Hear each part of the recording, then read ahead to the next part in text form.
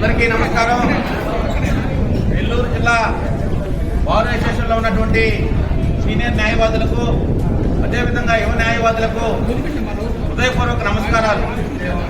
మహాత్మా జ్యోతిరావు పూలే ఈ దేశంలో అణగారిన వర్గాల కోసం, బడుగు బలహీన వర్గాలు ఈ సమాజంలో చదువుకుంటేనే నేరం అనే స్థితి నుండి ఈరోజు ఆ బలహీన వర్గాలు ఉన్నత స్థాయిలో జడ్జిలుగా, అదేవిధంగా అనేక క్షేత్రాలలో ఐఏఎస్లుగా, ఐపీఎస్లుగా ఈరోజు దేశంలో అణగారిన వర్గాలు కూడా ఈరోజు ఉన్నత పరిస్థితుల్లో ఉన్నారంటే దానికి మహాత్మా జ్యోతిరావు పూలే ఈ దేశంలో జన్మించడమే దానికి బీజం అని చెప్పడానికి ఎటువంటి అతిశక్తి లేదు. మనమందరం ఆలోచించాలా. ఈ దేశంలో అస్పృశ్యత ఎక్కువగా ఉన్న సందర్భంలో మనం సహజంగా అంటూ ఉంటాం, గ్రామాల్లో దేశంలో దుర్మార్గం పెరిగినప్పుడు ఈ దేశంలో మానవ అవతారంలో భగవంతుడు జన్మిస్తాడని.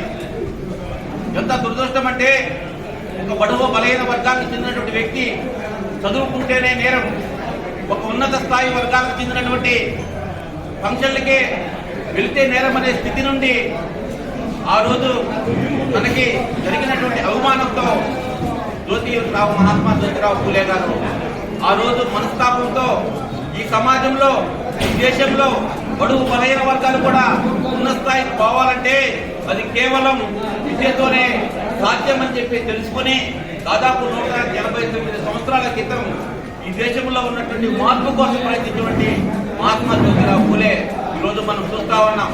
ఆయన సుదీర్ఘ కాలం తన యొక్క మొత్తం జీవితాన్ని త్యాగం చేయడమే కాదు, మాటలు చెప్పడమే కాదు, తన తోటి ధర్మ పత్నిని కూడా నిరంతరం సమాజంలో చనిపోయే వరకు ఈ ప్రపంచ చరిత్రలో అనేక మంది ఉన్నారు సేవ చేసిన వాళ్ళు, కానీ తన భార్యని కూడా సేవా రంగంలో తీసుకొచ్చి తన మొత్తం జీవితాన్ని ఈ సమాజం కోసం త్యాగం చేసినటువంటి మహనీయుడు మహాత్మా జ్యోతిరావు పూలే.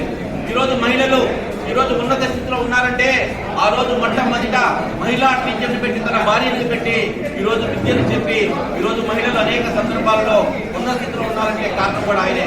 అయితే మనం చూస్తూ ఉంటాం, మనం దీపం వెలిగిస్తాం, దీపం వెలిగితే ఆ ఒత్తి కరిగిపోతూ ఈ సమాజానికి ఆ రూమ్కి వెలిగిస్తుంది.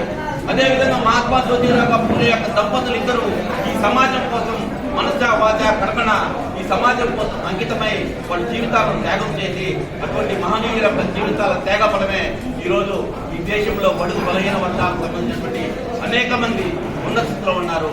ఈరోజు మనం అటువంటి మహనీయుల యొక్క చరిత్రను మనమందరం తెలుసుకోవాలా.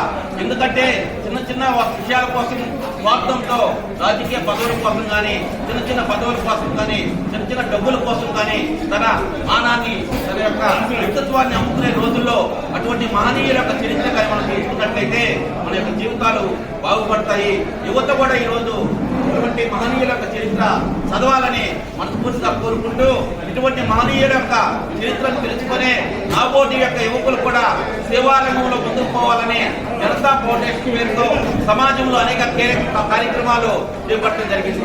ఆ మహనీయుల బుక్ చదవబట్టే ఈరోజు మాబోటి వాళ్ళకి, యువకులకి ఇటువంటి యొక్క పరిస్థితి ఒక దాతృత్వ గుణమైపడుతుంది. కాబట్టి ప్రజలారా ఆలోచించండి, ఇటువంటి మహనీయుల యొక్క చరిత్రను చదవాలని చెప్పి మనస్ఫూర్తిగా కోరుకుంటూ, నాకు ఈ అవకాశం ఇచ్చినటువంటి బీసీ సంఘాలకి, నెల్లూరు బార్ అసోసియేషన్కి హృదయపూర్వక ధన్యవాదాలు తెలియజేస్తా ఉన్నాను. మహాత్మా జ్యోతిరావు పూలే సాధిస్తాం మహాత్మా జ్యోతిరావు పూలే ఆశయాలను సాధిస్తాం మహాత్మా జ్యోతిరావు పూలే ఆశయాలను సాధిస్తాం మహాత్మా జ్యోతిరావు పూలే ఆశయాలను